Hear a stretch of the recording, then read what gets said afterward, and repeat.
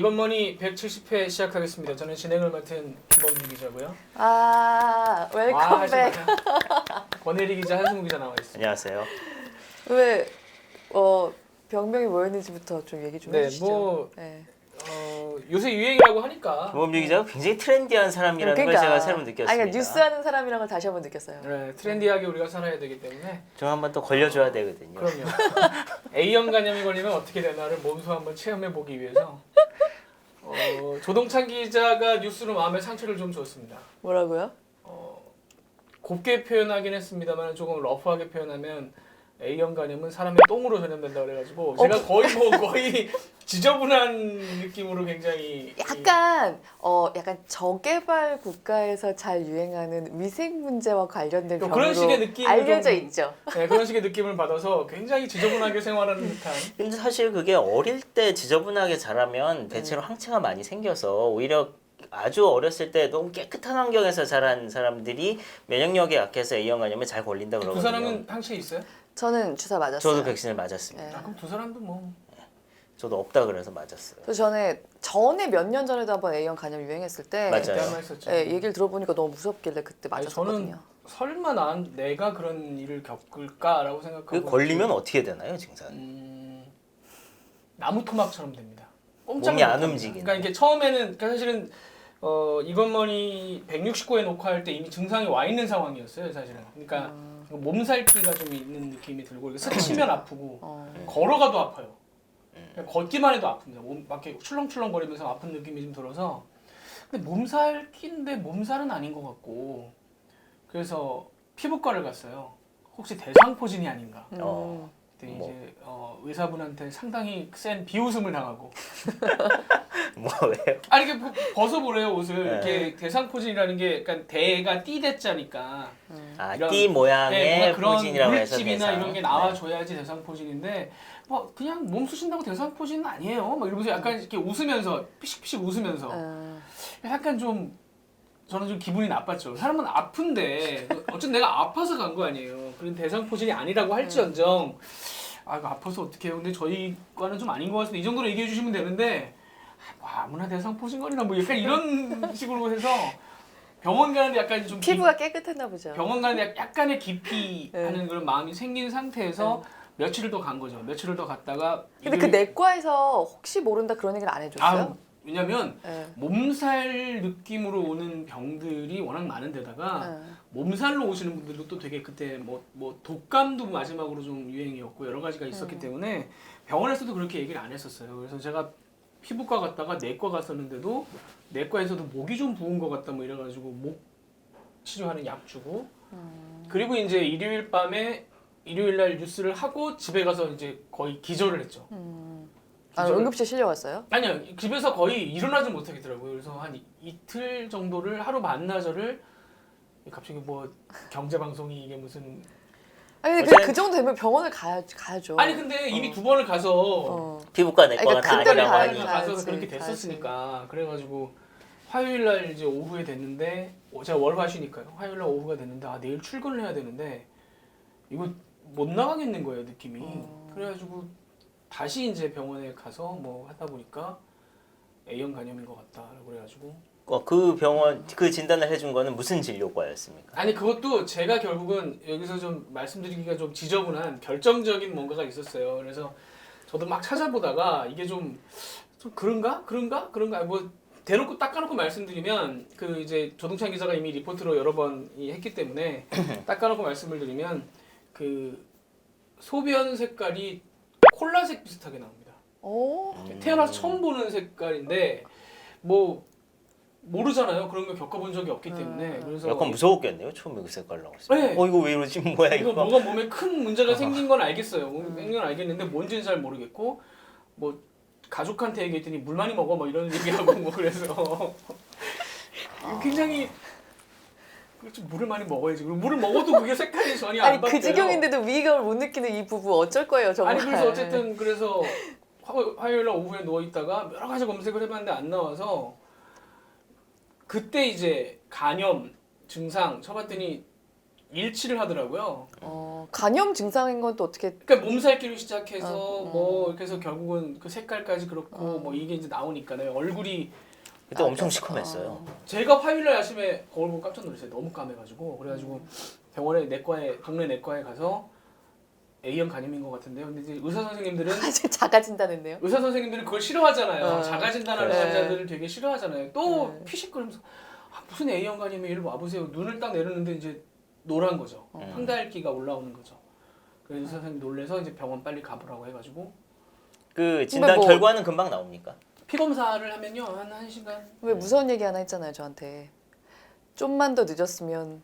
그러니까 이거 지금 아니 10분째 이거는 굉장히 중요한 정보예요. 왜냐면 선배가 A형 간염 걸리고 나서 사실 저는 전에 주사를 맞았지만 약간 겁이 나서 나는 근데 옛날에도 우리 회사도 A형 간염 걸린 분들이 종종 있었죠. 있었는데 네. 사람들이 그냥 아팠다더라만 기억하고 그게 A형 간염이라는 걸 기억을 못하는 경우들이 많아요. 저희 회사 선배 한 분이 사무실에 앉아 있다가 거품 물고 아 그래요? 쓰러졌었는데 그런 저 그것도 그때 우리 기억으로는 일하다가 거품 물고 쓰러졌어라는 것만 기억하지 뭐 때문인지 기억을 못 하거든요. 사실은 계속 말씀드리는 이유는 약간 경계심을 가지실 그러니까. 필요가 있긴 해. 그러니까 저희가 선배가 겪어보니까. 쓰러지고 나서 며칠 지나서 뭐 서울 뭐 춘천 네네네네. 이런 곳에 20, 30대 A형 간염 돈다 했거든요. 그러니까 그래서 제가 주말에 아셔야 돼요 이거는. 주말 뉴스 토요일 뉴스였는데 제가 주말에 그 격리병실에 누워 있는데 제가 주말에 못 나오니까 네. 김현우 앵커가 대신 했잖아요. 네. 연락이 와서 앵커 멘트에 저를 언급을 해도 되냐? 그 간염 기사에다가. 아니 농담이 아닙니다. 진지하게 간염 기사에 저를 언급해도 되냐고 그러더라고요. 그래서 야, 그건 좀 심하지 않냐? 야, 이거 능욕인데. 뭐 언급해도 네. 괜찮았을 것 같은데. 예. 아니 저는 개인적으로는 괜찮을 수 있는데 애가 어린이집에 가잖아요. 네. 근데 어린이집에 애가 가면 누가 그 얘기를 해주더라고요. 어, 어린이집에 갔을 때 그러네요. 아빠가 A형 간염인데 이렇게 애가 오면은 좀 부담스러워할 수도 있지 않느냐. 아니, 솔직히 말씀드리면 선배가 A형 간염이잖아요. 그러니까 경제부에서 다들 항체가 있는지 서로 좀 물어보기도 하고 약간 선배와 잦은 접촉을 했던 사람들이 약간 불안해했으며 아니 근데 그게 공기 중으로 감염되거나 이런 건 아니기 때문에. 그리고 그 선배가 앵커룸에 자주 앉아 있잖아요. 앵커룸을 썼던 사람들이 그러니까 우르르 제가 무슨 검사를- 이렇게 바이러스 숙주가 돼가지고 막 터치하면 걸리고 이런 게 아니라니까요. 그러니까 그게 우리가 병에 대해서 무지하니까 그런 생각을 A형 간염에 하게 걸린 되는 거죠. 분들이 예. 약간 그게 뭐랄까 나을 때쯤 그런 2차 피해를 많이 겪는 게 사람들이 쟤랑 접촉하면 죽는다 뭐 이런 쟤랑 같은 공간에 있으면 간다 뭐 이런 게 있어가지고 컵이나 뭐 이런 거를 전혀 같이 쓰면 안 아니, 되는 거 그것도 아니에요? 아니고, 그것도 아니고, 그것도 그러니까 아니에요? 아주 초기에 되게 그 발산을 많이 할 때는 그런 위험도 있긴 하다 어. 그러더라고요. 근데 저 같은 경우는 그러니까 면역력이 떨어진 상태에서 그게 들어와서 못 견딘 거 같다는 얘기를 하고 또 약간 나이가 들어서 걸리니까 더 회복도 늦는다라고 얘기를 하는데 그래가지고 지난주 주말에 제가 토요일날 일요일날 복귀를 했잖아요. 네. 복귀를 했는데 목요일날 금요일날 이제 저희 부장이 저한테 연락해서 괜찮냐? 라고 물어봤어요. 괜찮냐라고 물어봐서 저는 또 뭐 한 이게 간이라는 게 한 번 정말 확 가버리니까 회복이 지금도 안 되고 2달에서 6개월 걸린대요. 회복하는데 이게 한번 망가지는 건 쉽게 망가지는데 회복은 되게 천천히 이루어지거든요. 그래서 뭐 아직은 좀 피곤하고 아직은 좀 어지럽기도 하고 그렇다라고 얘기했는데 저한테 물어본 질문의 요지는 그게 아니었더라고요. 네가 괜찮냐가 아니라 네. 네가 나와도 우리가 괜찮을까였어요. 질문에. 와, 나중에 그걸 파악하고는 너무 슬픈 거예요. 너 괜히 나와서 김민영 아나운서한테 옮겨가지고 괜히 피해 주는 거 아니냐. 뭐 약간 괜히 뭐 안 나와도 안 나와야 되는 건데 뭐 해야 되니까 굳이 나오려고 하는 거면 나오지 마. 나오지 마. 뭐 이런 듣다 보니까 울물 것 같으면 나오지 마음의 마. 상처. 완전히 그 뭐랄까 그 좀비 영화에 나오는 그 숙주 한 마리 뭐 이런 느낌 있잖아요. 왜. 제가 나옴으로써 세상이 전부 부산행이 되는 뭐 이런 그 좀 의학적인 상식으로는 그러니까 입원하고 일주일 정도 지나면 그 전염력은 뚝 떨어집니다. 그래서 사실은 그건 상관없는데 제가 입원할 때가 그 간 수치가 기준치가 40, 맥시멈이 40인데 제가 5,000이었어요. 150배여가지고 진짜 한 이틀 정도는 완전히 그냥 뭐 꼼짝 마라. 그냥 좀 더 눈을 못 뜨고 늦었으면 간 이식해야 될지도 모른다 했다며. 그러니까 그 A형 간염은 0.01%긴 하지만 간부전이라는 게 와서 그러니까 신부전처럼 간의 기능이 끝나가지고 간 이식을 해야 되는 상황이 올 수도 있는. 그래서 좀 예를 들면 그 상태에서 또 막 뭐 회식이 있는데 내가 빠지면 좀 그렇고 뭐 가서 술 한잔 하고 뭐 만약에 이랬다든가 감기약 같은 걸 또 잘못 먹으면 간에 또 부담을 주거든요. 그렇죠. 감기인 줄 알고 제가 또 그 전에 감기약을 또 먹긴 먹었어요. 또 그러니까 그런 걸 혹시 혼자 먹는다든가. 그러니까 몸이 많이 아프면 근데 병원 가서도 또 안 나았다고 하니까 근데 저는 병원을 가자는 아니 A형 경우는- 간염은 약이 없어요.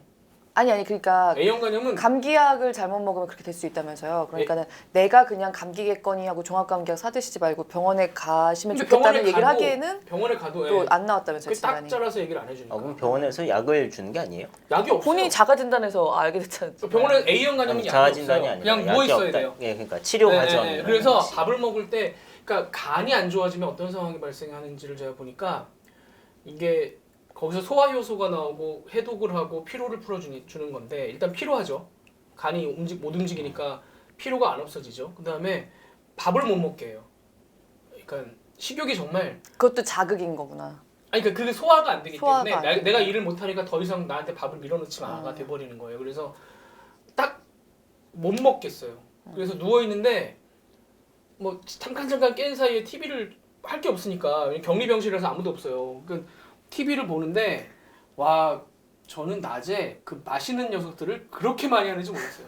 트는 채널마다 마시는 녀석들인데 평소에는 그렇게 맛있어 보이던 것들이 입에 넣는 걸 보는데 막 못 괴롭구나. 견디겠는 거예요. 너무 막 미식거려요. 그러니까 근데 끼니 때마다 약을 하나씩 줘요 또. 약이 없대는데. 제가 의심을 했죠. 이게 그걸 거다라고 생각했는데 역시나 아니나 다를까 우르사를 주더라고요. 그 굉장히 좋은 진짜? 약이군요. 아니, 우르사가. 아니 근데 그거는 제가 볼 때 아무것도 안 주면 야 그래요. 오늘 이것머니의 승자는 우루사네요. 아니 근데 제가 볼 때는 우르사가 치료제라기보다는 어쨌든 제 느낌은 아무것도 안 주면 환자 입장에서는 나를 방치하네라고 생각할 수 있으니까 우르사라도 하나씩 먹어요. 이렇게 그냥 주는 느낌? 그래가지고 그거 먹고 있는 뭐 이틀 사흘 막 나흘 지나고 닷새 정도 되니까 전 입원을 처음 해봤거든요. 너무 길게 얘기하는 거니까. 근데 그쯤 되니까 새로운 증상이 발생하더라고요. 이 병원 침대 매트리스라는 게 뻔하잖아요. 허리가 아프기 시작하는데 일어나 앉으면 피곤하고 누우면 허리가 아프고 일어나 앉으면 피곤하고 와 정말 그리고 혹시라도 뭐게 그때부터는 약간 회복기가 돌아서 먹고 싶은 게 생겨요. 근데 먹어도 소화가 안에 준비가 안 돼 있잖아요. 완전히 그 안에서 핵실험하는 느낌이 든다. 뭘 먹으면 특히 우유 같은 걸 먹으면 그러니까 한 일주일 정도 살이 많이 빠지셨겠는데요. 빠졌다 아, 이제 토요일 날은 진짜 약간 이랬어요. 퇴원하고 나서 네. 안 먹고 싶던 게 또 막 땡겨요. 막 단 거 막 이런 게 막 갑자기 땡기기도 하고 그래서 좀 많이 다시 올라왔는데 결과적으로는 굳이 간염 걸리면 어떻게 되나를 몸소 여러분들이 체험하실 필요가 전혀 없기 때문에 없고 지금도 아직 유행이 안 끝난 거잖아요. 아니 이거는 뭐 매년 돌아오는 거고 네. 뭐 봄, 여름, 봄철에 항상 있는 거기 때문에 저도 약간 독감 정도로 생각했었는데 아니 훨씬 위험하고 훨씬 힘들고 굳이 그렇게 겪어볼 이유가 없더라고요. 그래서 제가 공교롭게 수요일쯤에 배가 되게 아팠어요. 태어나서 처음으로 배가 엄청 아픈데 나는 나한테 항체가 있는 걸 알고 있으니까 처음에 걱정을 안 하다가 평소 같으면 그냥 집에 가요. 저도 병원을 잘 안 가는 스타일이라. 근데 내가 배가 아프다? 항체가 이제 다시 봐야겠다? 그러니까 선배들이 오 빨리 들어가 봐. 빨리 들어가서 병원을 가봐 막 이러고. 제가 굉장히 좋은 효과를 예.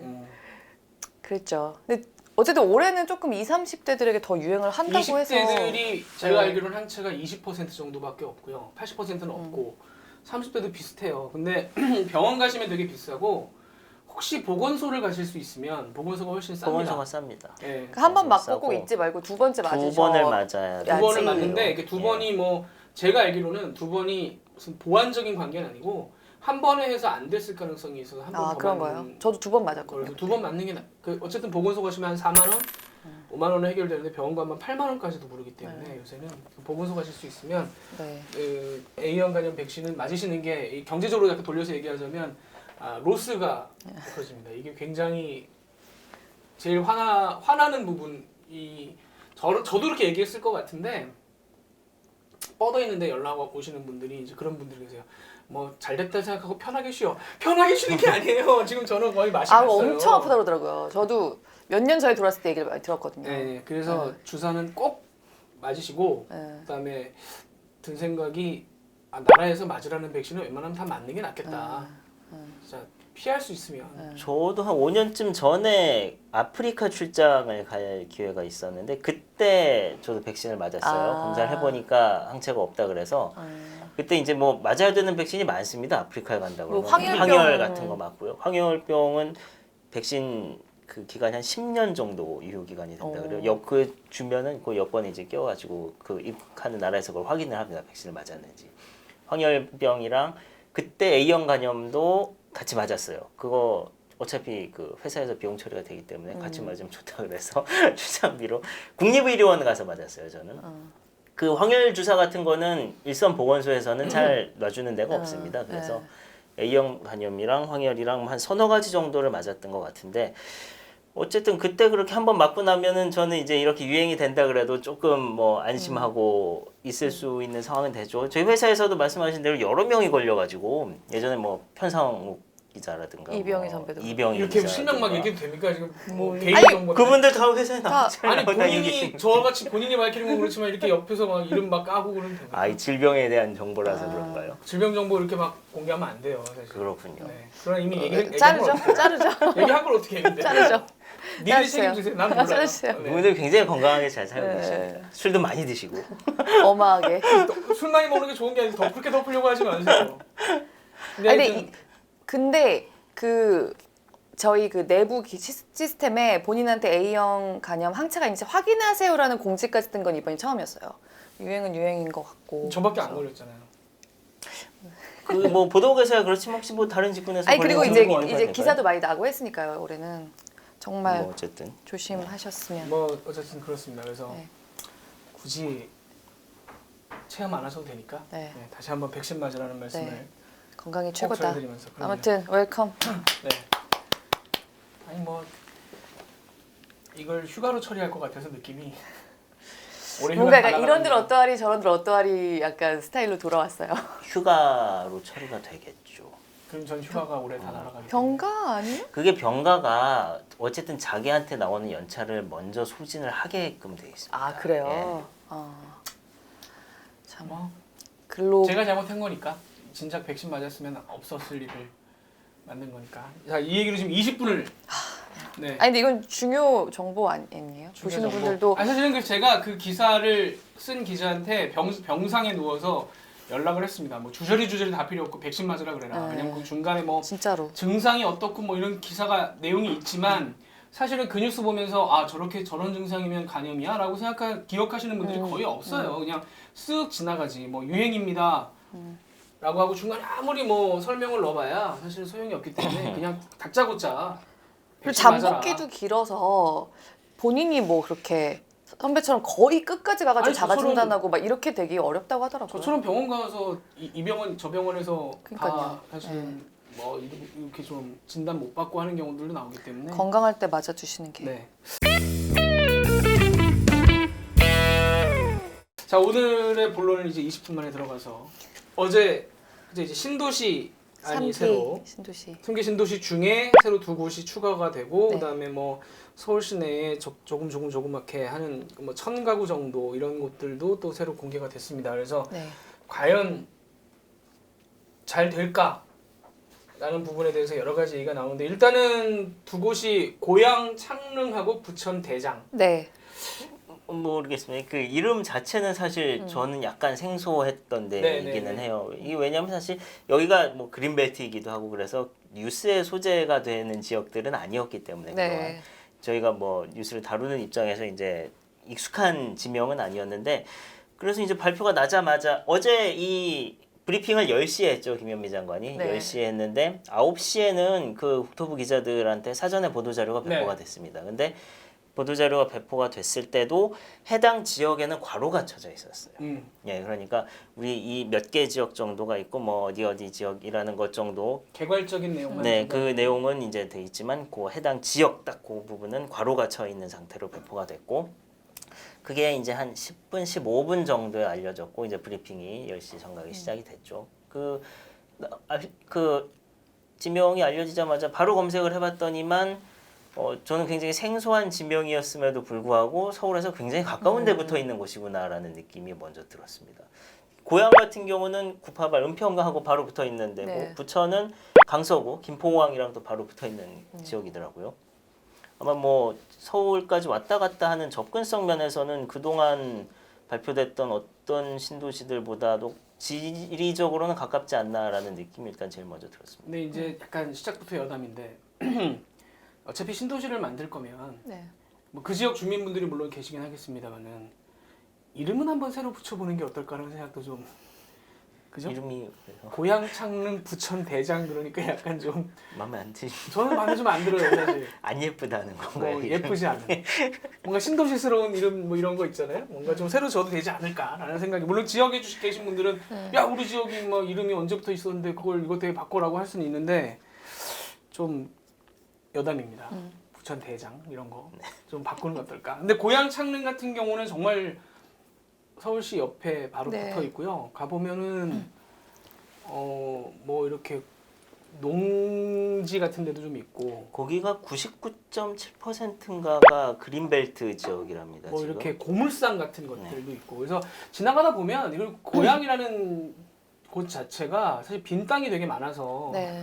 집값이 오르지 않는 이유가 이제 기존의 아파트가 공급이 안 되면 집값이 오르는 건데 그냥 옆에 땅에 계속 사실 짓거든요. 근데 고양 창릉은 그 중에서도 서울로 가장 가까운. 거의 들어와서 있는 가장 붙은 자리에 있는 데라서 여기는 저도 지나가면서 항상 생각했던 게 개발되겠구나 조만간에. 왜냐하면 작년부터 투자 문의들이 조금씩 있었다. 길 건너서 아파트가 보여요. 이 벌판 쫙 있고 저쪽에 아파트가 큰 것들이 이제 쫙 있는 게 보이기 때문에 네. 뭐 어쨌거나 고향은 계속 그렇게 개발을 해왔던 데고 여기도 곧 개발이 되겠구나라는 생각은 들었었어요. 부천 대장은 제가 이제 잘 모르는 지역이긴 한데 부천 대장도 결과적으로는 뭐 비슷한 약간 좀 고향보다는 좀 서울에서 좀 더 떨어져 있긴 하지만 그래도 크게 아주 멀리 떨어져 있지 않은 그래서 위치 자체로는 특히나 교통 관점에서는 굉장히 좀 서울하고는 연결성이 굉장히 좋은 것 같은 두 군데가 합쳐서 한 5만 8천 가구쯤 되던가요? 네. 예, 그 정도 되죠. 이 고양 쪽 같은 경우는 보니까 이제 구파발, 뭐 지축, 삼송 요 3호선 네네네. 라인의 아래 그거보다도 이제 아래쪽에 아래쪽에서. 예. 위치를 해 있더라고요. 그래서 지하철을 지금 새로 뚫겠다는 거 아닙니까? 네, 고양선을 새로 하고. 뚫어서 약간 뒤쪽으로 그러니까 서울 쪽이 아니고 뒤쪽으로 내정거장에 가면 그 GTX역하고 연결이 돼요. 그래서 서울역하고 삼성까지 GTX로 바로 또 갈 수 있고 그 다음에 앞쪽으로 오면은 6호선하고 연결이 됩니다. 그래서 일단 지하철이나 GTX와의 연결성으로 볼 때는 굉장히 뭐 좋다라고 판단할 수가 있고 도로도 새로 뚫고 그다음에 부천 대장도 마찬가지로 또 물론 이제 그쪽 GTX는 아직 확정이 안 됐는데 송도에서 이제 네, 넘어가는 그거는, 그 GTX는 네, 확정은 안 확정이 안 됐고 됐어요. 그다음에 뭐 예비 타당성 조사에서도 조금 지금 밀리고 있는데 그래도 지금 어쨌든 그거를 이렇게 발표에다 밀어넣는 걸 보면 하겠다는 결국 정부가 얘기죠. 해주겠다라는 의지가 있는 거죠, 그것도. 그래서 교통적으로는 서울과 연결성 면에서는 저희가 이제 계속 그 얘기하면서 그 얘기를 많이 했었는데 결국은 서울로 들어오는 수요들이 많을 거기 때문에 네. 그걸 이렇게 좀 보장을 해준다면 신도시로서는 인기가 꽤 있을 것 같다는 느낌은 들어요. 거기다가 고향을 보니까 뭐 공원에다가 뭐 호수에다가 국공립 어린이집에다가. 네, 이거 둘 다 국공립 어린이집 100% 한다고 하죠. 그러니까 결과적으로는 입지 자체로는 저는 뭐 굉장히 괜찮다는 생각은 듭니다. 물론 뭐 아주 더 근본적인 의문들도 있습니다. 이게 신도시를 더 짓는 게 맞는 거냐라든가 이게 결국에는 이번에 정책에 대해서 비판적으로 보는 사람들도 이게 뭐 여러 가지 포인트들이 있지만 예를 들면 뭐 시민단체 같은 곳들에서는 이게 국토균형 발전에 안 맞는다. 결국에 따지는 게 서울하고의 접근성 따지고 뭐 한다는 것 자체가라는 비판의 포인트가 있고 또 한 가지 부동산을 전문적으로 하시는 분들 중에도 의견이 분분합니다만 뭐 강남권 수요를 흡수하기 부족하다라는 의견도 많고요. 근데 그것도 역시나 강남에 공급을 더 해야 된다는 거를 전제로 깔고 있는 얘기여서 여러 가지 이제 좀 다른 차원에서 접근해 볼 문제들은 있지만 입지 자체로는 뭐 매력적이라는 거는 분명해 보입니다. 그리고 이것도 여담입니다만 삼송이 그 주변이 지금도 개발이 안 되는 게 맞죠. 왜냐면 맞아요. 제가 예전에 군대 나올 때 휴가 복귀를 꼭 삼성역에 내려서 복귀를 했는데 그때 되면은 정말 그 주변에 허허벌판에 저를 데리러 그 군용집 차가 한 대 오면은 그 복귀하는 그 길이 정말 제가 삼성역 정말 가기도 싫거든요 저는. 근데 지금 보니까 그 구파발 위로 해서 은평 뉴타운이 이제 그 근처에 들어서고 해서 일대가 상당히 많이 개발이 됐고 어린 마음에야 몰랐지만 지금 가보니까 거기도 서울이랑 상당히 가깝고 좋은 가깝죠. 지역이라는 그럼요. 생각이 들어서 뭐 기존에 있던 1, 2기 신도시 주민들이 좀 반발하는 것도 무리는 아니겠다라는 생각은 들어요. 일기는 뭐 하도 오래전에 일기는 지었으니까. 이제 분당은 뭐 요즘 괜찮지만 이제 일산도- 일산에 계신 분들이 조금 근데 일산에 계신 있는 것 분들은 같아요. 제가 얘기 듣기로는 뭐 이미 아까 말씀드린 대로 거기 주변에 이미 집을 워낙 많이 지어놨기 때문에 약간 마음을 비우셨다고 그러더라고요. 어차피 여기는 안 오르는 데다라고 그냥 살기 좋으면 됐지라고 생각하고 그렇게 지내시는 건데 이기 신도시는 조금 2기가 이제 막 분양을 하고 뭐 아직 끝나고 미분양도 뭐 있고. 그런 단계여서 네. 어제 발표된 게 3기지만 이것도 뭐 입주하려면은 뭐 빨리 3, 4년, 4, 5년, 5, 6년 이제 돼야 가능해지는 것인데 2기가 이제 분양하는데 저 발표가 딱 그래서 나와버리니까 사실 이게 지금 3기 신도시 3곳을 먼저 발표를 하고 지금 2곳이 그렇죠. 추가로 된 거잖아요. 그렇죠. 어제.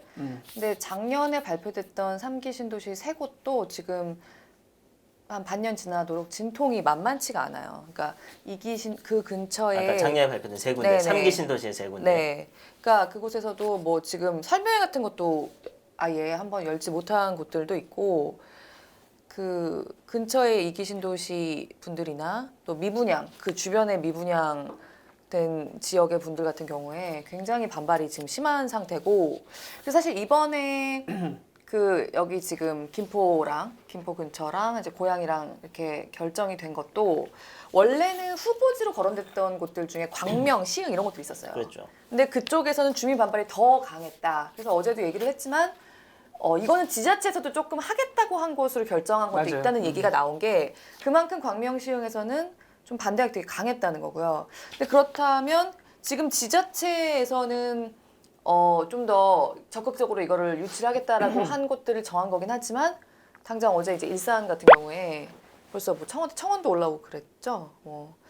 올라왔다고 하더라고요. 네, 일산 죽이는 일산 신도시에 대한 사망 선고 막 이러면서 벌써 1,000명이 청원을 시작했다고. 근데 하는데 전에도 말씀드렸지만 GTX라는 게 저는 굉장히 그 게임 체인저라고 생각을 하는데 네. GTX가 생기고 나면 특히나 외곽 쪽에 있는 데들에 대한 수요가 줄어들 수밖에 없는 게 현실이고요.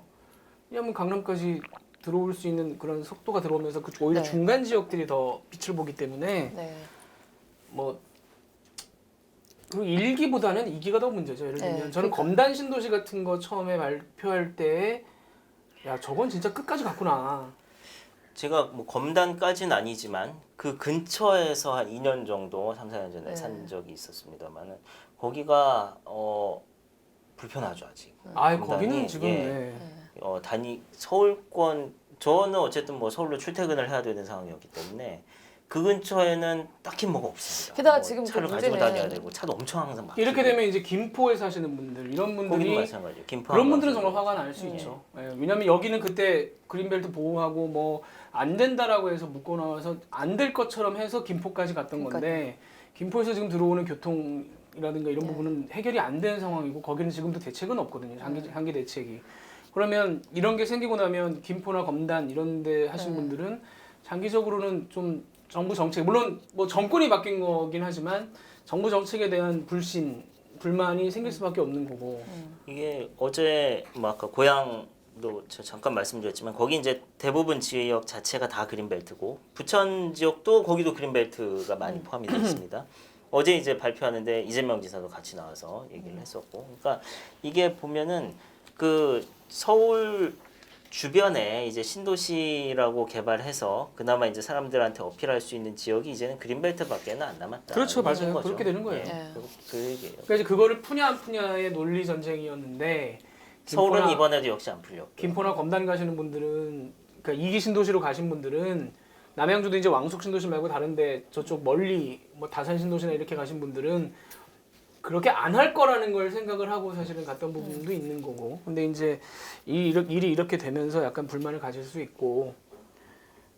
근데 그럼에도 불구하고 저는 해야 된다고 생각을 합니다. 아까 이제 뭐 한승구 기자가 지역 균형 발전 얘기했지만 그거 이제는 옛날식의 그런 지역 균형 발전을 강제로 우리가 할 수는 없는 상황인 것 그가 같아요. 뭐 몇 년 동안 해봤지만 사실 그게 뜻대로 잘 되지 않는다는 거를 우리 경험적으로 이미 체득을 하고 있는 상황이죠. 예를 들면 조선업 한참 안 공기업들이라든가 좋을 때 구조조정 할 때도 조선 거제 울산에 있는 그 조선 관련한 회사들에서 제일 먼저 탈출 버튼 누른 게 수도권 출신들의 젊은 사람들이라는 거예요.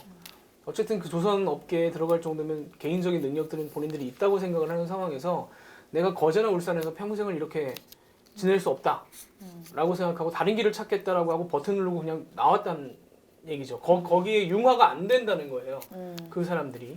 실질적으로 조선사들이 그 설계 사무실이나 이런 거를 연구소나 이런 거를 다 수도권에 지었었고 물론 이제 뭐 어려워지면서 청소하는 데들도 있지만 뭐 현대차도 그 평택 밑으로 안 내려가려고 하고 그다음에 수도권에다가 삼성이나 LG나 수도권에다가 연구센터 짓는 이유도 사람들이 안 간다는데 그렇잖아요. 연구할 수 있는 젊은 연구진들이 지방에 안 가겠다는데 억지로 내려보낼 수 있는 방법은 없거든요. 현실이 그렇단 말이죠. 그렇다면은 서울 가까운 곳에 조금 낮은 가격에 젊은 세대들이 얻을 수 있는 집들을 어떻게 하면 공급해 줄 수 있느냐.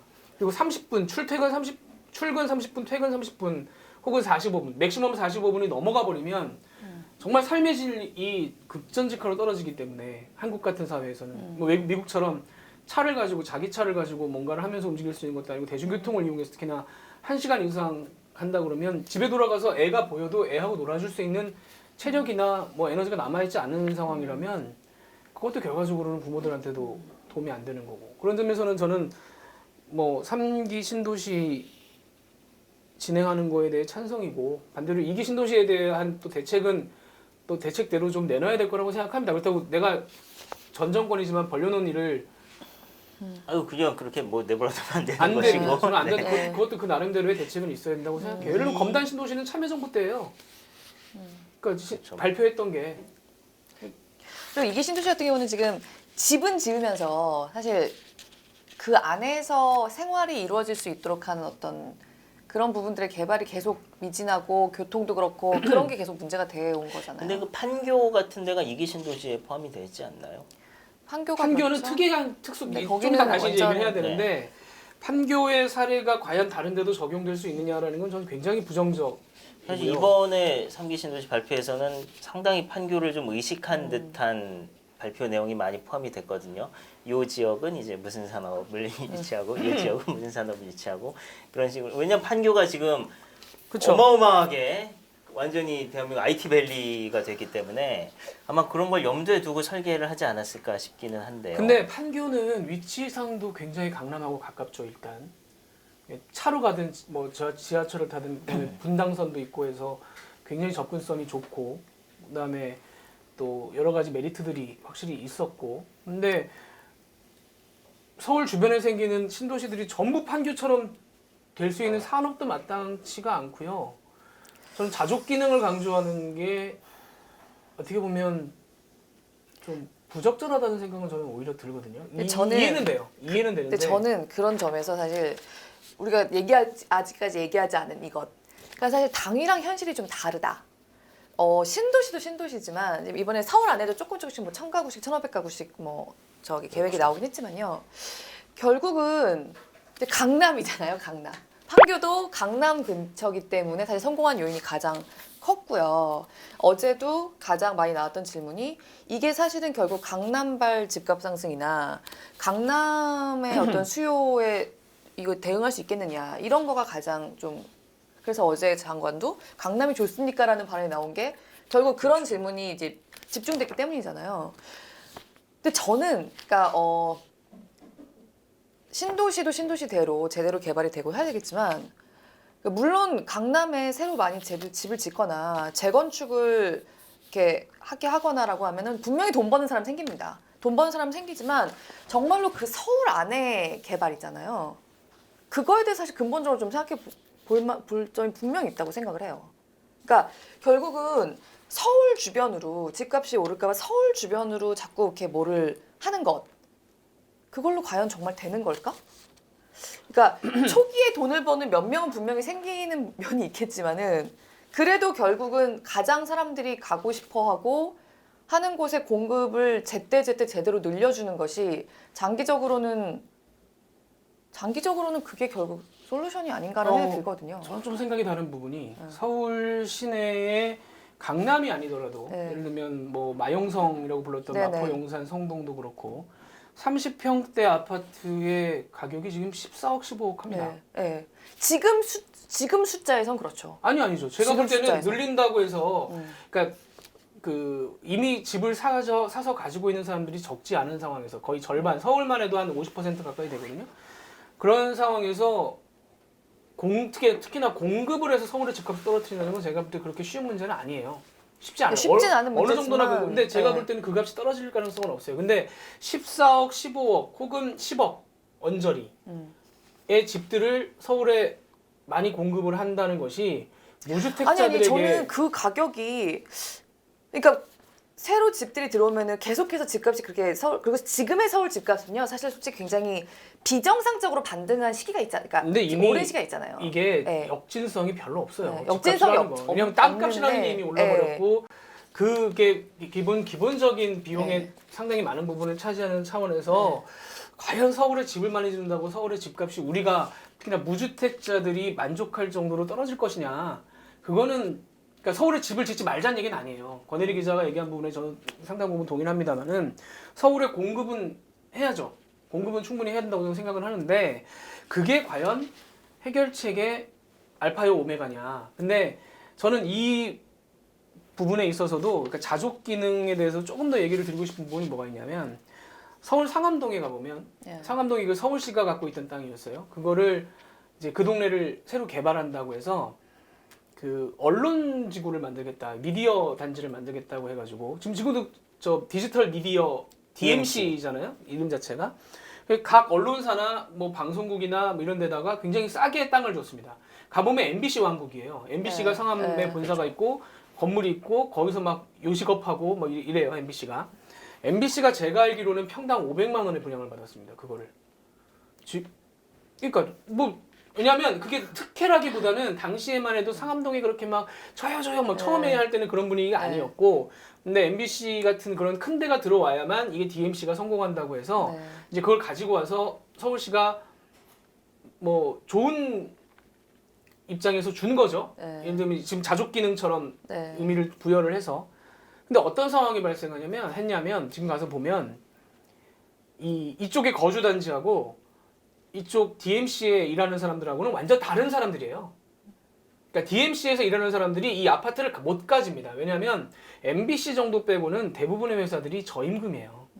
그냥 하청업체들, 그냥 뭐 이런 데들이 굉장히 많고 그다음에 뭐 케이블들도 많은데 케이블 우리가 다 알고 있다시피 지금 뭐 TVN 드라마들 문제되는 게 지금 다 뭐 아스탈 연대기 이번에 나옵니다만은 시작하기도 전에 벌써 이 노동 착취 문제 얘기가 나오고 하잖아요. 굉장히 저가로 저렴하게 굉장히 뭐 긴 시간 노동을 하고 그걸 못 번단 말이에요. 그래서 주중에 가면 바글바글 하거든요.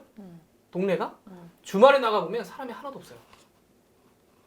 여기서 일하는 사람들과 여기서 사는 사람들이 전혀 다른 사람들이 된단 말이죠. 근데 자족 기능이라고 해서 만약에 저런 데다가 3기 신도시를 짓고 가격을 세게 부르면 저는 선택을 해야 한다고 생각합니다. 이 지자체들이. 이게 그러니까 지자체들이 손들고 이걸 하겠다고 해서 서로 이제 정부가 많은 힘을 실어주고 한 거잖아요. 약간 이제 반발하는 데는 좀 밀어두고 찬성하는 쪽으로 주로 간 거 아니에요. 지자체들이 하겠다고 하는 쪽으로 주로 간 거 아니에요. 그럼 지자체들은 생각은 뭐 여러 가지 생각이 있을 거예요. 판교처럼 만들어 보겠다는 생각도 있을 거고 좀 더 힘을 키워보겠다. 남양주 같은 경우는 65만 인구인데 정말 여기저기 막 신도시 개발을 해서 한 도시라는 느낌이 없는데 왕숙이 사실은 핵심이었거든요. 안 풀어주는 곳이 없기도 했고 그러니까 왕숙을 개발하면 이게 약간 허브처럼 될 수 있다는 생각을 해서 갔을 거고 여러 가지 생각들이 있을 텐데 만약에 정말로 자족을 하고 거기다가 산업 기능을 부여하고 싶으면 일단은 저는 돈도 좀 끌어와야 될 거고 펀드 같은 걸 해서 거기에 이렇게 오시는 분들한테 뭔가 좀 지자체도 그렇고 기업 차원에서도 도움을 주면서 여기에 일할 사람들한테 정말 들어갈 수 있는 집들 뭐 약간 한 줄 써 있어요. 여기 보면 뭐라고 써놨더라? 창업 지원 주택 등도 공급 이렇게 되어 있는데 등도가 아니라 정말 이 스타트업 같은 데 올 수 있는 젊은 세대들이 싼 값에 얻을 수 있는 행복주택 정도의 아파트들을 대량 공급을 하고 대신 뭐 5년이나 10년 전매 제한 걸면 되죠. 이거만 딱 따먹고 갈 수도 있으니까 이거랑 이 자족 기능이라면 여기서 일하는 사람들과 여기서 사는 사람들을 어떻게 하면 일치시킬 수 있을 것인가에 대한 저는 고민이 들어요. 그러니까 서울과 가까운 것도 필요하겠지만 네. 그런 단지들도 필요하겠지만 정말 자족을 하려면 이걸 딱 맺어줄 수 있는 뭔가 굉장히 좀 아이디얼한 좀 구상들이 나와야 되지 않을까. 왜냐하면 우리나라 지자체들이 미국처럼 자 들어오시면 세금 깎아드릴게요 이런 건 잘 못하잖아요. 네. 할 수는 없으니까. 네.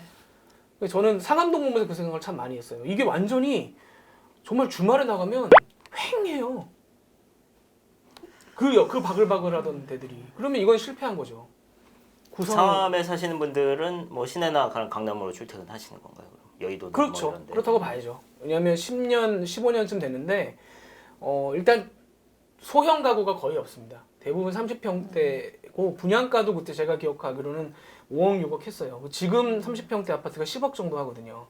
그러니까 이 DMC에서 일하시는 분들이 잡기에는 특히나 DMC에서 일하는 분들은 20대, 30대들인데 이걸 덜컥 잡기에는 너무 올라가 버린 금액이라는 거죠. 그래서 거기 오피스텔들이 어마어마하게 비싸요. 오피스텔들의 이 5평짜리가 월세 50 받고 막 이러거든요.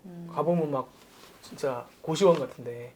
왜냐면 여기서 근데 일하는 20, 30대들은 하루 종일 몇 시간 막 진짜 뼈 빠지게 일하다가 잠깐 빨리 가서 하고 올라면 그런 데가 필요한 건데 실제로 그런 공간들은 별로 없어요. 상암동에 보면. 그러니까 이게 매치가 안 되는 거죠. 그러니까 그런 거를 오히려 좀 더 지자체들이 입김이 지금 정부하고 협상할 수 있는 권한이 지자체들한테 있기 때문에 이번 건에서는 특히나 뭔가 이걸 매칭시키려는 노력을 해야 자족이 가능한 거지.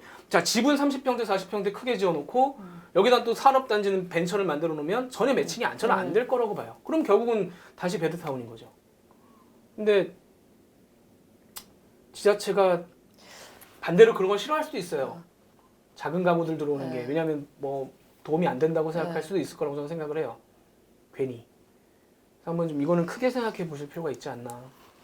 좀 자족과 접근성이 모순되는 개념은 아닐까라는 고민은 참 많이 했습니다. 어제 자료를 보고 기사도 보면서 분명히 서울에 가까운 데를 사람들이 필요로 하니까 그린벨트까지 풀어가면서 지금 지정을 한 것이고, 근데 한편으로 보면은 국공립 어린이집이라든가 대규모 공원 부지라든가 넣으면서 어떻게든 자족 기능을 좀 넣고 싶어하는 고민이 보이고, 아까 말씀드린 대로 무슨 뭐 여러 가지 일일이 다 기억이 안 나네요. 뭐 지구마다 이제 무슨 필요한 산업들을 뭐 하나씩 다 갖다 붙여. 그게 너무 또 겹쳐요. 신도시마다. 이름만 조금 다르지. 다이오 뭐 이런 거. 뭐 이렇게 비슷한 느낌의 산업들을 많이 넣어놨던데, 뭐가 정답인지는 글쎄요. 분명히 판교의 사례를 염두에 두고 만든 것 같긴 한데, 이게 말씀드렸다시피 이제 그 인위적으로 산업단지를 조성한다는 것이 얼마나 어려운지는 우리가 이미 뭐 체득을 했기 때문에. 인위적으로 안 됩니다. 인위적으로 안 돼요. 경험을 통해 체득을 했기 때문에.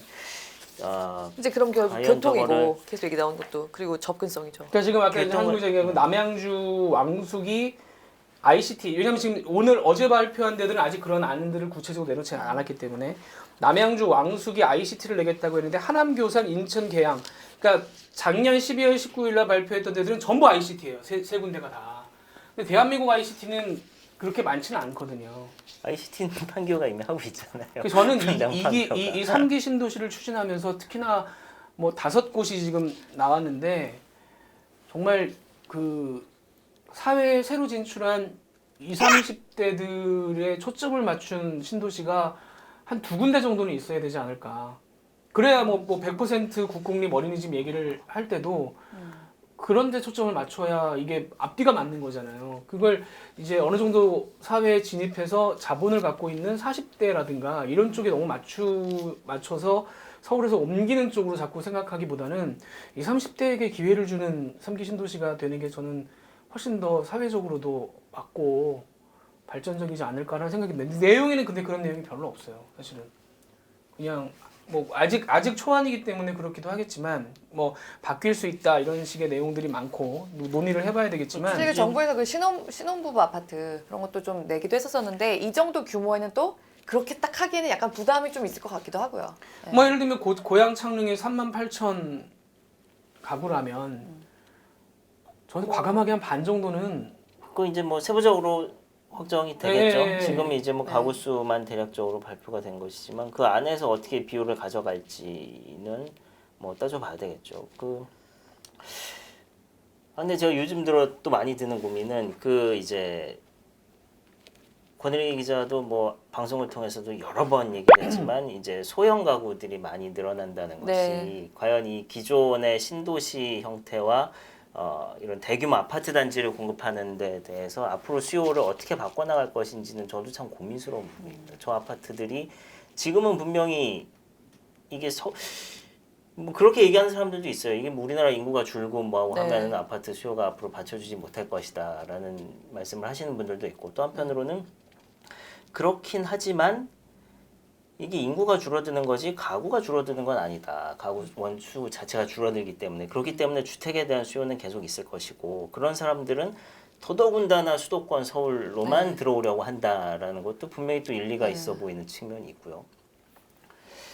그래서 이 신도시를 짓고 그다음에 그 안에서 이제 평형을 어떻게 가져갈지 그다음에 어떤 사람들을 타겟으로 해서 지어야 될지 일단은 지금 저 어제 11만 가구 발표 나온 거는 뭐 많은 언론에서 얘기를 했다 그 분석을 해놨지만 어쨌든 그 일단은 또 부동산 수요 심리를 다시 한번 진정시키려는 그 측면도 좀 있어 보이고요. 뭐 그렇습니다. 하여튼 제가 뭐 답을 못 드리겠네요. 너무 아니요 어려워. 아직 네. 이게 개별적으로만 나왔지 네. 구체적으로 어떻게 배분을 하고 하는 결과가 나오지 않았기 때문에 근데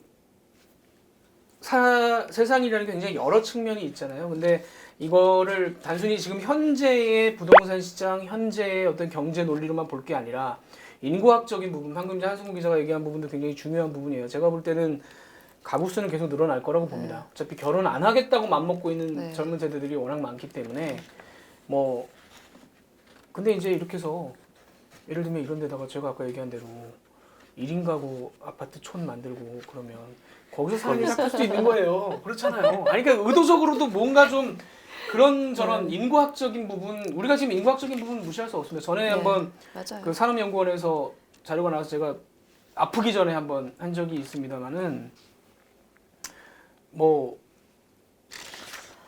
생산 가능 인구가 급전직하로 줄어들어서 2050년 되면은 거의 뭐 노인과 그 생산 가능 인구가 거의 비슷해지는. 네. 그러니까 생산 가능 인구가 2,400만이고 노인이 1,900만이 네네. 되는 거의 1대1 수준으로 가는 때가 온단 말이에요. 네. 근데 그 연구 보고서에 제가 볼 때 핵심은 뭐냐? 이미 늦었답니다. 뭘 해도 안 된다예요. 지금 애를 아무리 낳으라고 한들 네. 지금 낳은 애들이 청년이 되고 일할 나이가 될 때까지는 네. 30년 아, 지나기 그쵸. 때문에 네. 30년간의 그 흐름을 막을 수 없다라는 네. 게 핵심이고 네. 그다음에 이제 일부 단체나 일부 언론을 주장했던 이민자 받는 것도 뭐 1,000만 명, 2,000만 명 안 받고서는 이것도 큰 흐름 못 바꾼다. 이민도 답이 아니다. 네. 결과적으로는 여기에 우리가 맞춰서 적응을 해야 한다라는 게 핵심적인 논리였어요. 어차피 벌어진 일이다. 어차피 네. 벌어진 일이기 맞는 때문에 말인 것 같아요. 뭔가 다른 대책 뭐 지금 얘기해봐야 소용없다 지금은. 네. 저도 그 얘기를 한 적이 있어요 아침에. 근데 우리나라가 그 저출산 얘기 나온 게 아마 제 기억으로 2001년부터인가 그럴 겁니다. 그 출산율 1.3명 아래로 내려간 게.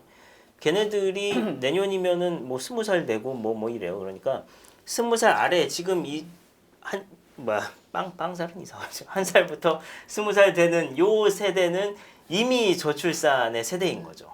그러니까 이 친구들이 커서 이제 대학을 가고 뭐 취업을 하고 결혼을 하고 요 수십 년의 시간은 어쨌든 우리가 이제 막을래야 막을 네. 수가 없는 이미 네. 벌어져 있는 상황인 거죠. 그러니까 분유회사들이 막 노인 건강식들 만들고 맞아요. 이제 앞으로 뭐 스마트폰 살 사람도 줄어드는 거고 승용차 살 사람들도 줄어드는 거고 그런 거예요. 거기에 맞춰서 이제 바뀌어야죠. 스마트폰 살 사람은 줄어들진 않겠죠. 일단 사람들이 다 쓰긴 쓰니까. 그 시장이 이제 커지지 않는다는 거죠. 근데 하여튼 그런 부분을 당장의 현재 상황만 너무 놓고 예를 들면 평형 배분이라든가 뭐 이런 그런 뭐 설계라든가 이런 거를 그 도시 설계라든가 이런 거를 너무 가지 말고 좀 장기적 관점에서 봐서 가야 되는 부분을 한번 좀 같이 고민을 그런 고민을 했으면 좀 해야 좋겠어요. 될 지금 것 같아요. 이거는 좀 급하긴 해요. 제가 볼 때는 이제 딱 집값 잡겠다. 현재 집값 잡겠다는 것 때문에 좀 급한 부분이 눈에 보이는데 좀 그런 데 대한 고민이 같이 들어가 줘야 제가 볼 때는 이게 사람들이 어쨌든 2022년에 분양을 시작한다고 하는데 그러면 신도시가 완성되려면 거의 뭐 7, 8년? 그러면 또 인구 구조가 바뀌어 입주는 있습니다. 2028년 정도 될 거라고 그러니까 네. 그러니까 2028년이면 지금부터 9년 네. 뒤면 9년 뒤에 인구 구조에 맞춘 또 고민을 해야 되는 거지 지금 생각을 하고 하면 안 된다는 거죠 제 말은. 그러니까 그런 부분에 대한 고민들이 문제는 국토부라는 조직이 그런 고민하는 데가 아니라는 거예요.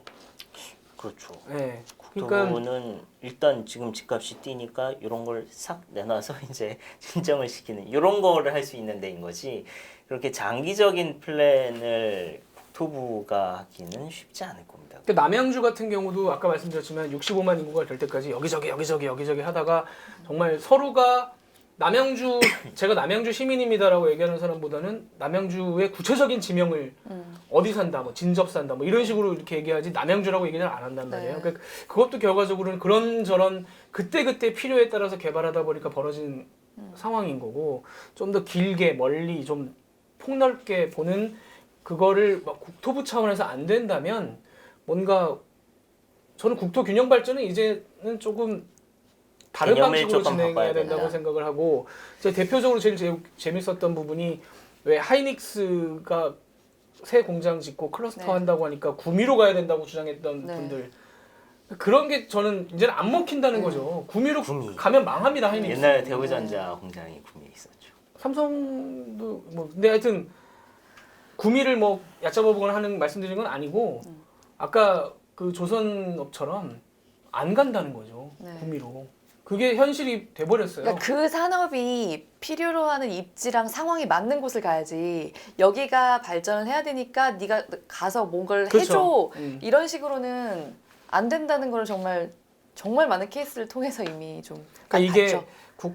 정말 우리도 이 평지라는 게 대한민국 면적도 좁긴 하지만 그나마 평지라는 게 30%밖에 안 되고 그 중에서 수도권은 더 작고 그런 걸 알뜰살뜰하게 개발을 해야 한다면 이제는 좀 종합적으로 볼 수 있는 어떤 기구 혹은 위원회 혹은 뭐 어떤 단체 그런 게 좀 나와줘야만 그냥 예를 들면 이기 신도시 같은 고통도 좀 줄일 수 있을 거고. 근데 또 그때는 이제 그린벨트를 풀지 않겠다는 것과 뭐 여러 가지 또 이유들이 있어서 좀 멀리 가긴 했는데 그러고 또 너무 후속 조치도 굉장히 미흡했죠. 그러니까요. 이제- 그런 부분들을 네. 좀 아울러서 고민할 수 있는 기구가 저는 필요하지 않을까라는 생각이 든다는 거죠. 예를 들면 뭐 지자체와 협의하는 상설 기구를 만든다든가. 근데 진짜 선배 얘기한 것 중에 되게 중요한 거는 그거 같아요. 진짜 그 그러니까 각자 따로 하는 게 아니라 좀 말씀하신 대로 인구학적인 부분이나 같은 것들을 이렇게 통합적으로 맞대서 이렇게 하는 계획이 플랜을 세우는 그런 식으로 세우는 게 아, 그럼 진짜 누더기가 되게 됩니다. 또 누더기가 네. 돼요. 이거 지금 저는 고영 3기 신도시 잘 진행하고 있다고 아까도 말씀드렸고 생각을 하는데 이게 또 그냥 또 하나의 그냥 모자이크처럼 이렇게 하고 그냥 끝나는 게 아니라 종합적으로 좀 고민을 저는 이 고양 창릉 개발하는 보고 나서 든 생각은 호수도 크게 만들고 공원도 숲공원도 되게 만들고 이게 사실 만들어 놓고 가보면 지금 그 숲공원은 원래 지금 숲이 있는 지역을 그냥 살려서 공원을 만든다는 거고 10년 뒤에는 저는 굉장히 이 사람들 트렌드와 맞을 수 있는 부분이라고 생각해요. 그런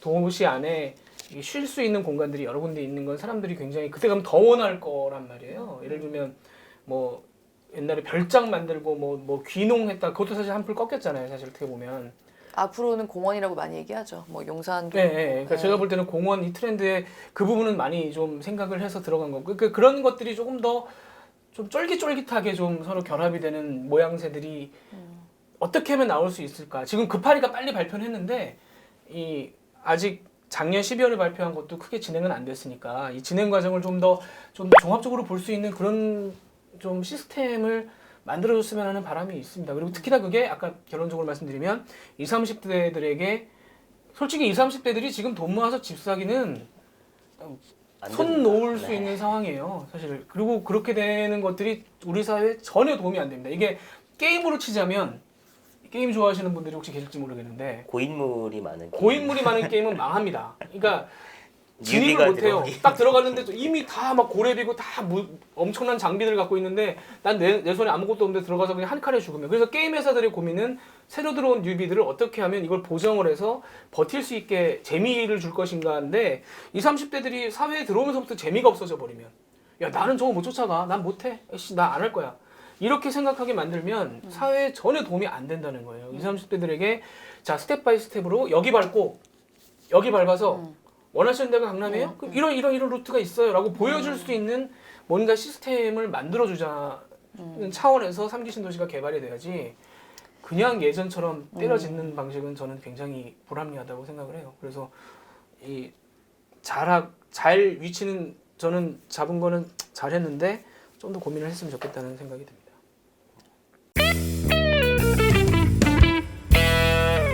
권혜리 기자 그 자영업도 우리가 털기로 했었잖아요. 그거 진짜 제가 엄청 노가다로 국세청 자영업동에 일일이 세가지고 한 기획이에요. 근데 정말 재밌더라고요. 근데 선배님도 그런 얘기 많이 했잖아요. 이게 자영업들이 어려워지는 많은 요인들이 있는데 사실은 업종이 달라지는 것 자체 그리고 그 처해 있는 상황이 사회가 변하고 있는데 기존의 업이 조금 기존 상황을 생각하면서 다른 데서 원인을 찾고 있는 면도 그렇죠. 분명히 있다.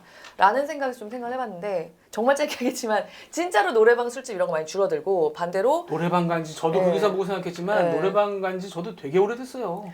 노래방. 아니, 그리고 술집이 진짜 확실히 많이 줄어요. 저 술집, 대학교 네. 다닐 때만 해도 노래방에서 한 4시간, 5시간씩 오후 내내 있고 그랬었는데 정말 요새 학생들도 그런가 모르겠어요. 요즘 네. 애들도 많이 코인 갑니다. 코인 코인 노래방. 노래방. 예. 그것도 어떻게 생각하면 좀 더 개인화되고 좀 파편화된 방식의 노는 거잖아요. 근데 이제 성인이 돼서 노래방에 갈 때는 1차로 노래방 가는 경우는 없잖아요. 그쵸. 상당히 이제 우리에게는 취해서 딱 2차다. 야 뭐 노래는 한 곡 부르러 가자 이래야 네. 가는 건데 사실은 그 정도 레벨까지 취하는 일들이 요새는 그렇게 별로 네. 없으니까. 맞죠. 그리고 반대로 늘어날 거라고 생각은 했지만 정말 스포츠 관련 시설들, 골프장 제외한 스포츠 관련 시설들이 많이 늘었는데 그렇게 생각하면은 뭐 옛날에 뭐 그 압구정동에 있던 캘리포니아나 뭐 그런 발리 피트니스 같은 큰 거 생각을 많이 하시는데요. 그런데 다 망했잖아라고 생각을 하시는데 작은 데들 있잖아요. 작은 뭐 중소형 헬스장이나 헬스장, 뭐 그다음에 요가, 정말 필라테스 다양한, 뭐 이런 예, 그리고 정말 다양한 스포츠 시설, 뭐 MBC 나 혼자 사는 데 나오고 그랬던 그런 서핑, 도심 서핑 그런 데를 비롯해서 볼링장, 그리고 볼링장 요새 많이 생겼더라고요. 또. 네, 그러니까 정말 당구장도 스포츠를 하러 늘었고. 많이 가는 거예요. 볼링장은 술 안 먹고 갈 수 있죠. 그러니까 이게 뭔가 술과 연계된 것들은 제가 볼 때는 사그러드는 거고. 예를 들면 회사 다니는 분들 중에도 옛날 같은 회식을 막 뭐 일주일에도 한 번, 뭐 2번 이렇게 되지만 요새 회식 거의 안 하잖아요. 그러니까 그런 거랑 연결된 것들은 사그라드는 거고 개인적으로 뭔가 해볼 수 있는 것들. 그러니까 네. 학원도 많이 늘었잖아요, 그죠? 학원도 많이 늘었는데 예술학원이 많이 는 그렇죠. 것도 되게 예술. 근데 미술학원, 정말로 음악학원 근데 정말로 최근에 뭐 도심에 그 요새 그 직장인들 여성 특히 여성 20, 30대 직장인들 그림 그리는 거 정말 많아요. 신드롬이거든요. 네, 네, 네, 네. 저도 주변에서 지금 그림 그린다는 사람 몇 명인지를 몰라요. 그림 어른이 그려보고 돼서 싶어요. 취미로. 네, 네. 네. 아니 그래서 제가 들은 얘기 중에 하나도 그 어떤 기업체 홍보하시는 분들인데 그러니까 이제 약간 좀 젊은 기자들이 많은 네. 업종이에요. 그래서 얘기를 하면 나랑은 저녁 약속 저는 저녁 약속 안 한다고.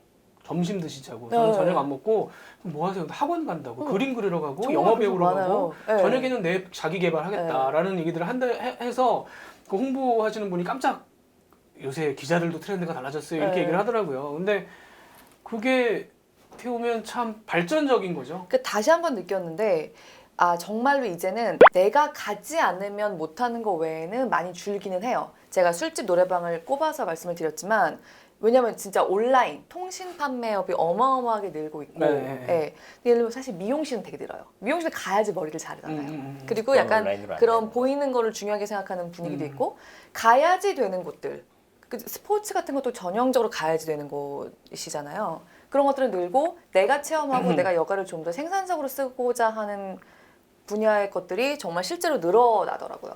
백화점도 얘기 들어보면 한 가지 트렌드가 그런 게 있대요. 그러니까 이제 혼자 사는 분들 이런 분들이 워낙 많이 젊은 분들이 늘어나니까 이 가족이 있으면 사과를 짝으로 사는데 네. 박스로 살 거 아닙니까? 네네. 가족이 있으면. 근데 혼자 사는데 사과를 박스로 사다 봐야 맞아요. 한 반 이상 사실 못 먹게 된단 썩죠. 말이에요. 그러니까 소포장을 좋아해가지고 근데 소포장으로 어차피 내가 하나 먹을 거면 난 진짜 맛있는 거 먹겠다.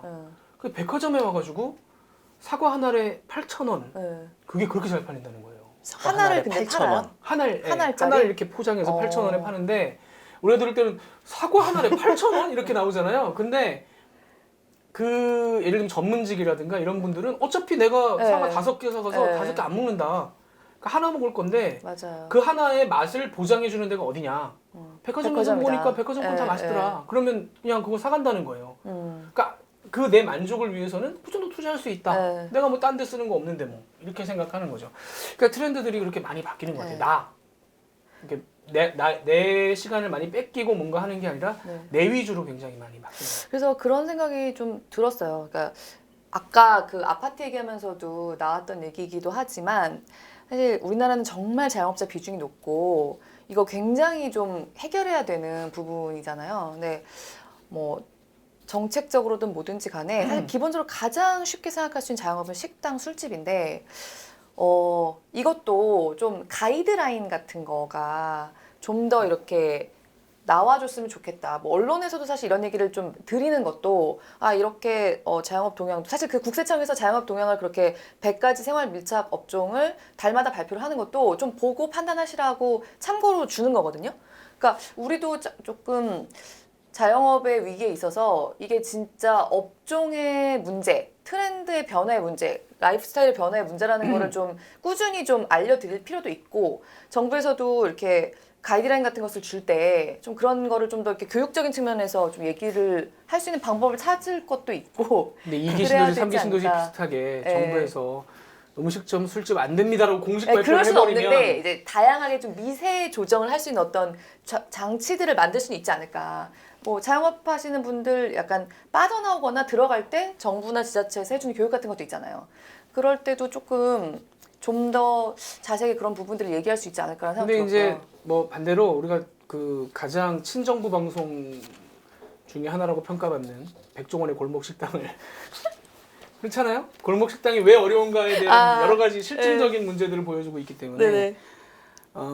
급해서 네. 예를 들면 당장 뭐 실직을 했는데 회사를 나왔는데 뭔가 빨리 해야 된다는 마음에 급해서 네. 하시는 분들도 굉장히 많고 그러니까 준비 없이 하시는 분들이 또 많다는 부분. 네. 물론 그런 정보를 어디까지 막 가공을 해서 줘야 될지 모르겠지만 네. 반대로 또 그만큼 준비가 부족한 네. 부분들이 많다는 것도 우리가 인정을 해야 될 거고 계속 오늘 그 얘기를 드립니다만은 전 세계에서 우리만큼 인구 구조가 빨리 바뀌는 나라가 사실 맞아요. 없고 네. 인구 구조가 바뀐다는 건 정말 엄청난 이 사회 현상이자 경제 현상이란 네. 말이에요. 그래서 옛날 고사성어 중에 왜 각주구검이 있잖아요. 배에다가 뭐가 빠졌는데 거기다가 표시해 놓고 나중에 이 밑에서 찾아야지. 근데 이미 떠내려가서 거기랑 거기는 전혀 다른 데인데. 진짜 오랜만에 듣는다. 각주구검.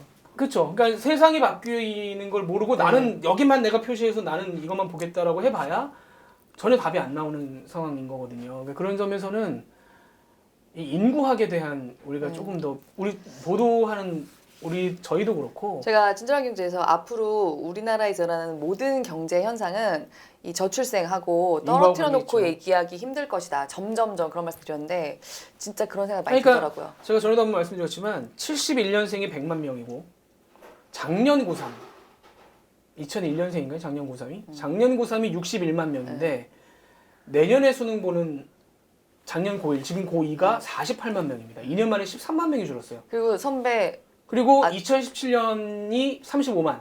아들 지금 태어나는 아이들이 2017년생인데 선배 아들 35만. 35만. 그다음에 지금은 올해는 20만 명대가 될 걸로 30만이 예상이 안될 돼요. 걸로 30만 보여요. 밑으로 처음으로 떨어지는 생각. 그러니까요. 그렇죠. 20년 사이에 절반이 줄어듭니다. 이 신생아 수가 이거는 어마어마한 변화를. 그래서 이미 일으킬 수밖에 우리나라의 없어요. 그 중위 연령이 44세가 그렇잖아요.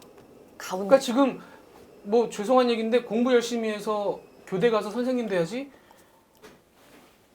인구가 절반이 애들이 절반이 줄어드는데요. 선생님이 과연 그렇게 유지가 될까요? 그다음에 대학교나 이런 데도 마찬가지고 학원 가도 제가 볼 때는 쉽지 않을 거예요. 근데 야 진짜 우리나라 사람들 사교육 그게 애들이 이렇게 줄고 있잖아요. 그래서 사실 10대, 20대 것도 봤어요. 근데 아직은 이렇게 아이들이 줄고 있는데도 불구하고 공부방, 교습소, 교습학원 계속 늘어나는 거예요.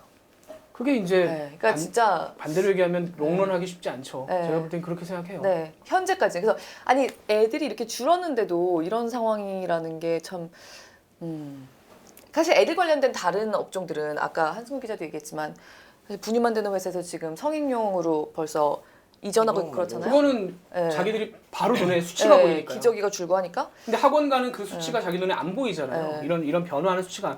왜냐하면 일반 회사들은 매출이 바뀌는 게 눈에 네. 띄는데 어떻게 근데 그걸 안 아직은 바뀌어요? 되니까 늘어나고 있을 텐데 이것도 제가 볼 때 네. 된다기보다는 버티고 있는 데들도 꽤 많을 거고. 엄청 늘어요. 근데 학원. 학원, 교습소, 공부방. 그게 교육 문제는 모르겠습니다. 어떨지 그게 분명히 그 경쟁력 없는 지방의 뭐 소규모 대학들부터 해서 이제 뭐 줄줄이 아마 문을 닫게 될 텐데 여전히 그러면 이제 소위 얘기하는 상위권 대학 서울에 있는 몇 군데 대학들과 뭐 수도권 아니면 뭐 거점 대학들 몇 군데로 재편이 되겠죠. 그러면은 뭐 아이들이 많이 줄다고는 하지만 그 아주 적은 숫자의 대학을 가기 위한 경쟁과 그 부모들의 욕심과 뭐 이런 것들은 사실 그게 그렇게 많이 줄어들까 학원은 약간 의문도 있어요. 딱 반비례할 저는. 것 같진 않아요. 줄긴 네. 줄어야 될 텐데 약간 아까 선배 얘기한 그 하나짜리 8,000원짜리 사과 같은 방식의 뭐 그럴 그런 수 있죠. 것들이 좀 생길 수도 있을 것 하나를 같고. 놓거나 안 놓거나 네. 했을 때 그 애한테 아주 들어가는 고급 근데 교육이나. 61만 명, 60만 명과 30만 명의 맞아요. 차이는 일단 뭐 그건 커요. 절대적인 차이가 절대적인 차이가 크니까. 발생하기 맞아요. 때문에 그거는 뭐 그럴 수 있죠. 예, 예. 경쟁의 그래서 뭐 강도 자체는 유지되더라도 절대적인 숫자의 차이는 그게 다 일어날 수 살아남을 있죠. 수가 없어요. 맞아요. 그거는 그럴 수 있죠. 아니 그거는 그 교육부나 아니면 뭐 보건복지부 같은 데서 그 또 산업부에서도 미래 그 직업 추산을 내놓는 게 있습니다. 그걸 보면 제일 많이 꺾이는 게 교육업이에요. 그러니까 좀 무서운 일이에요. 그런 것들이 권혜리 기자 얘기한 것처럼 파편처럼 있죠. 네. 어디서 발표는 뭐 어디서 발표는 뭐 이거를 종합해서 보면 큰 그림이 그려지는데 아직은 우리나라에서 그거 그렇게 큰 그림으로 그리는 데들이 많지 않아서 그리고 사실은 얘기해도 사람들이 약간 그날 제가 좀 전에 얘기했던 이제는 백약이 무효다. 이제는 이대로 간다라고 얘기하는 것도 사실 그렇게 무게감 있게 받아들인 언론들이 없었어요. 그것도 그냥 근데 저는 봤지만 그 방금 말씀하신 그거는 굉장히 좀 쿵쿵하는 느낌이 있는데. 저도 보고 사실 몰랐던 사실도 아닌데 들으니까 또 완전 또 이렇게 새롭게. 네, 저도 다가오는 보고 게 있네요. 이거는 인구가 줄어든다는 그냥 한 줄이 아니라 상당히 여러 가지 뭐 복합적으로 들어가 있는 요소들이기 때문에 그런 점에서는 원래 올해는 사실 약간 좀 올해가 또 황금 돼지해 아닙니까? 네. 역대 보면은 이런 해 항상 이제 출생아 수가 이제 조금씩 20, 많았거든요. 30대 애 낳는 근데 분들이 황금 돼지 같은 거 안 믿습니다. 불과 몇 년 전에 황금 돼지의 흥룡띠에 분명히 그 숫자가 잠깐씩 많아지는 한 그게 10년 전에 있었는데 황금돼지가 있지 않았어요? 그때가 알고 보니 붉은 돼지의 해였답니다. 아니 그때는 막 속았어요. 황금돼지라고 막 되게 얘기했었거든요. 근데 그 분위기도 되게 올해가 진짜래요. 깃발했어요. 예. 근데 네. 아무튼 그럼에도 불구하고 1월, 2월 출생아 숫자 보면은 역대 최저를 계속 경신을 하고 있습니다. 그걸 올해는. 이제 사람들이 뭐 네. 황금 돼지 이런 거를 약간 신경도 안 쓰는. 믿지도 않고 뭐 그다음에 결혼 자체를 안 하고 그게 그죠. 결혼을 자체를 안 하니까요. 세종시 보세요. 그 안정되고 직업이 안정되고 뭐 기반이 갖춰지니까 전국에서 제일 출산율 높은 데가 세종시잖아요. 네. 그렇더라고요. 그러니까 3기 신도시도 저는 그런 관점에서는 100% 어린이집 좋은데 국공립 어린이집 좋은데 그런 기반 세종시 같은 걸 한번 보고 뭐 고민을 해볼 필요가 있다는 거고 아니 솔직히 말하면 내가 직업이 안정되고 내가 살 곳이 안정되고 그렇다면 왜 결혼 생각을 안 할 것이며 좋은 사람이 있으면 뭐 하면 좋겠다는 생각을 왜 안 할 것이고 애를 한번 낳아보겠다는 생각을 왜 안 하겠냐고요. 그 문제를 거꾸로 풀어 뭐 애 낳으면 돈 줄게 이런 식이 아니라 사람의 심리를부터 풀어가면서 거꾸로 좀 접근하는 방법이 필요한 상황이고 근데 그래봐야 30년 동안은 바뀔 게 없다. 이후에 우리 갈 때쯤에 뭔가 상황이라도 좀 정리를 해놓고 가야 되는 게 아닌가라는 생각이 들어서 자 간염 왜 굉장히 기운이 없어 보였는데 네. 시작할 때는 네. 그래도 얘기를 좀 하다 보면 좀 낫지 아 않으세요? 이게 간염에 걸려서 회복기에 있는 사람이 이 비유를 하자면 약간 저질 스마트폰 같은 느낌이 들어서 충전이 다 돼서 이 충전선을 뽑았을 때는 팔팔해요. 근데 100에서 90, 80 가다 갑자기 70, 50, 막 30 막 이렇게 뚝뚝 아 떨어집니다. 빨리 떨어지는구나. 오후 되면 이제 그때부터 시들시들해집니다. 지금까지는 아. 뭐 아직 배터리가 충전이 좀 된 상태라서 건강 조심하세요. 뭐 콩삼을 토요일 날 먹으니까. 조금 마음이 아팠어요. 진짜 얼굴이 이렇게 돼가지고. 근데 또 그건 금방 다시 동그래지셨네요. 사람의 생활 패턴이 바뀌지 않으면 살은 돌아옵니다. 요요가 왜 있겠어요? 술 안 드시죠 요새? 못 먹죠. 술 그러니까, 이제 당분간은 못 진짜 드실 것 같은데요. 자중하시라고요. 네. 아니 못 먹어요. 네. 한 2달에서 반년은 못 먹어요. 조심하세요. 원래 선배 이렇게 막 간이 부어라 정말 마셔라 하지 않죠. 간이 정말 소중하더라고요. 간이 아파도 간이 아프질 않으니까 여기가 따끔따끔하거나 하질 않으니까. 간이 침묵의 장기요. 네, 그러니까요. 정말 묵묵히 일하는 착한 친구더라고요. 그냥 그런 친구를 내가 이렇게 혹사하고 말이에요. 사람의 똥으로 옮기는 바이러스를 넣어가지고 이렇게 고생을 시켰다니. 그러고 기운 보니까 내시고. 전 보도국에서 저 혼자 걸린 거 보면 제가 제일 위생관념이 없는 걸로. 어디 뭔가 그런 균인들 같거나. 예를 들면 그런 게 장소가- 있어요. 제가 혼자 의심하기로는 예를 들면 고깃집 상추 같은 거 있잖아요. 아, 그런 걸 좀 깨끗하게 예. 안 씻은 거를 제가 면역력이 약할 때 먹었다든가. 아, 그럴 수 있겠네요. 왜냐면 그런 거는 이제 이 묻어나는 경우들이 있으니까 그런 생각들이 들어요. 그러니까 매식하는 사람들이 많이 걸린대요. 그러니까 간염 바이러스가 있어도 내가 항체가 없어도 네, 네. 면역력이 좋으면 안 걸릴 수도 있는 네, 거예요? 막아낼 수 있죠. 그래요? 네. 그래서 이 음식 사 먹는 분들이 많이 걸린다고 하더라고요. 그것도 이해가 돼요. 식중독균처럼 그런 건 아니구나. 네, 그런 건 아니죠. 네. 아무튼 더 다들 건강 길게 얘기해봐야 조심하시고. 길게 얘기해봐야 계속 제가 지저분해지는 것 같아서 여기서 마치겠습니다. 다음 주에 뵙겠습니다. 감사합니다. 고맙습니다.